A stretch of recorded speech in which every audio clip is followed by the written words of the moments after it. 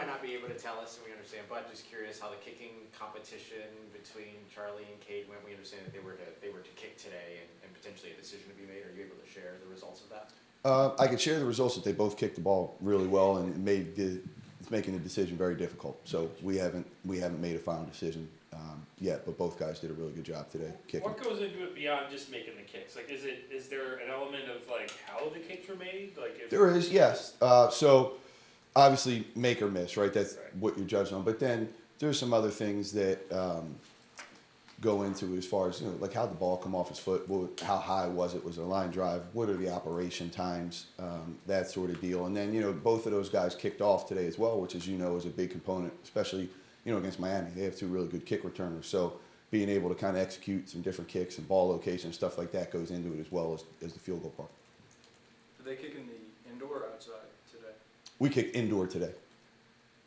And then do you continue to get a look at them tomorrow, or was kind of today the day, and then you evaluate what you saw today? We'll evaluate what we saw today. Those guys each kicked on Tuesday, and then we want to give them a day off and then kick today. So we won't kick again tomorrow, 3 days in a week before a game. Traditionally it's twice a week, and then we'll just get out on game day a couple minutes earlier and that sort of deal. Why did y'all want to see Charlie in that workout setting? Say it again? Why did y'all want to see Charlie in that workout setting? I wanted to see Charlie in that with some competition and a little bit of pressure on him with some other guys that have kicked in this league. And I just thought it was fair to him. He's continued to develop, and he's doing a really good job for us. And I thought it was fair to him to be a part of the competition, and kind of just wanted to see how he would react and put him in a little adversity situation. How'd you feel he responded to that? I thought he did excellent. I was really proud of him. I was. How far have you seen, like, from the day he came in last year to now? Like, have you seen kind of marked change or growth from him? We have, the difference now to then is like the difference between red and blue, to be honest with you. Like, that's how much. You got to remember now, like, when Charlie came, he had whatever that was, a couple months of training and learning how to do it at the IMG Academy where he started. And then, but those cumulative reps of never doing it in high school and never doing it in college, it's really a big deal, and there's so many technical things that go into it that, would be boring and most people don't understand. But him just having to figure out how to walk the ball off the right way and his steps to his approach was a really big deal. It's something that, he's got down where we want it now, but like when he first got here, it was never the same. He was stepping under himself. It was kind of rounded. But he just didn't have any cumulative reps and didn't know any better. Can you walk him through like what you want that to look like, or do you kind of let him figure that out for himself? As far as like how that process goes, because obviously Blake had his own process. Yeah. And so Charlie was a little different because he really didn't know. So it was a combination of here's what I think, here's what you do well. Let's mix these together. And that took a lot of work when he first got here. Days he wasn't kicking. We were using lines and tape and just getting him aligned the right way and taking the proper footwork and filming his steps towards the ball and that sort of thing. And where your plant foot goes, because if it's too close or too far, you may close your hips off. And that's why, like, when you see misses go one way or the other drastically, like, there's a reason behind that. And so we've kind of come up with a combination of him and me, and I think we're in a good place. Why did y'all send him to? He said he went to Dallas mid-season. Was it Morgan Lineberry he was working with? So we went to Dallas. He did. We wanted to kind of get him a little more technical work with somebody that we trusted and thought that think does a really good job. And like I tell the specialist when they're here, like, I know enough as a special teams coordinator about the punting and the kicking to be dangerous, but I'm by no means an expert in the actual kicking and punting aspect. And there's people, and there's not a lot of them, but there's a handful throughout the U.S. that are really good at it and can break it down even better. And so that's kind of why we did that. Just he had really never had that before. Right.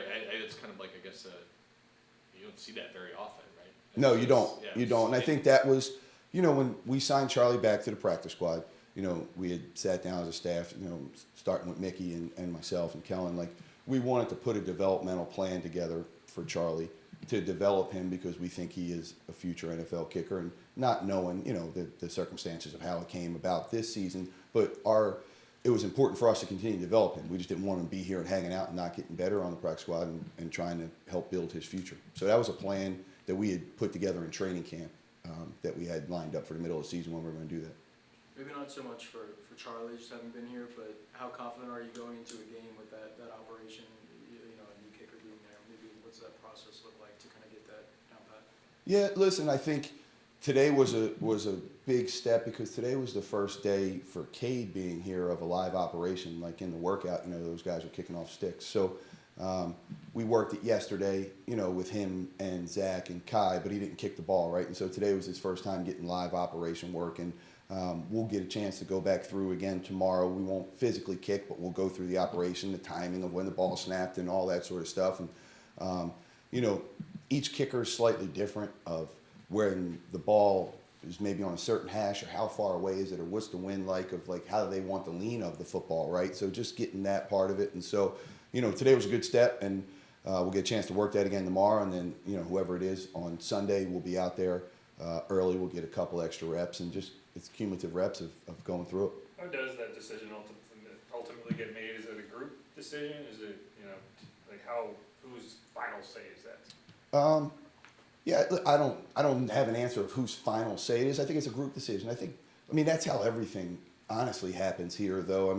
So ultimately, Kellen's the head coach, so I would say that ultimately it's Kellen's final decision, but it's a collaborative effort, of whether it's going to be the specialists of me and then Kellen and Mickey and Jeff Ireland and other people in the building that have insight into the specialist part of it. And even when it goes to the other players, it's not, it's a lot of times it's a collaborative effort. We're an organization. We all want to win. We all have the same goals. And so that's one of the neat things about being here is, you get a chance to have your input and have a voice, and your suggestion may be heard and may be used, or it may not be, and that's okay as well. And you just, next time something comes up, you have your suggestion of why you think and your reasons on why, and we come up with a group decision and try to do the best thing. Because ultimately what we want to do is win, so we're all trying to do that same thing together. Does Jeff have strong opinions about the kicking game, considering his background? I rely on Jeff. I think Jeff's very knowledgeable. He's a really good resource for me. He does it from a scouting department standpoint of the college guys, right? Like him and I will sit down and come up with our final list. And from somebody that has the experience, like I really think he's a great asset, and we'll sit and watch those guys. And I want his opinion on it from, it's like anything. When you do something yourself, you kind of have a better little bit of understanding. I've never kicked a field goal before, so I don't have an understanding of exactly what that's like. So I think Jeff's a great resource. I don't want to put words in your mouth, but I'm assuming the decision to release Blake was tough just because of how long you all have worked. Yeah, look, it was extremely difficult. Ultimately, there's the people side of it, and look, Blake's a great kid. He's done nothing but work his butt off since he's been here. Did everything the right way. His teammates felt the same. He was voted team captain. Like, how many kickers that are in their third year are your team captain, right? So it was a very difficult decision, but that's the nature of the business that we're in. There's sometimes hard decisions that got to be made, and you got to do what's best for your organization going forward, and we have to win. But it was a hard one from a personal standpoint, yes. I apologize if it's a bit forward, but what made now the right time to make that change? I think the results of the last game, he had his struggles, and I thought we had worked through them, and then you go out and he had those struggles in the last game, and I think ultimately it was, in my opinion, I think that we needed to do it for the team. And then I also think that it may be the best thing for him going forward. I think maybe a change of scenery, right? And he's going to go and he'll continue to train, and he's going to be, maybe he gets a call this year, maybe it's in someone else's training camp next year and he has a chance to go win the job. And I do think that he's going to kick in this league. I just think that the decision needed to be made for the best of the organization now. When he does get his next opportunity, I assume that with the sort of, tight-knit relationships amongst coaching staffs around the NFL, that someone would probably call you and say, hey, what do we need to know? What would you share with them about Blake? I would share that he's exactly what you want as your kicker. I think he has an unbelievable work ethic. He's very low maintenance.